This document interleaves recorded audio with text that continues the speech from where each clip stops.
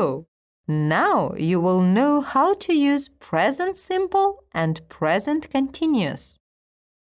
I eat or I am eating. She eats or she is eating. You eat or you are eating. Seal eats fresh fish. It has a healthy book at the moment. Is it eating the fish at the moment? No, it isn't. Now the seal is in the sea. It is reading the book at the moment. We are reading now, at the moment. We read usually, every day, always, often. What are you doing? I am eating my fish at the moment. I am not eating anything at the moment. When do you eat?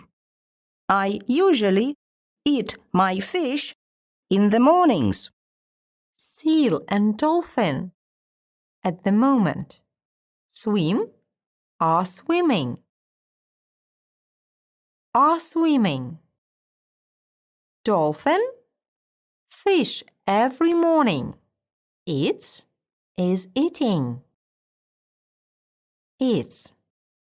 Seal, the fish now. Eats, is eating. Is eating. Present continuous. Are swimming. Is eating. Is eating. Present simple. Swim. Eats. Eats.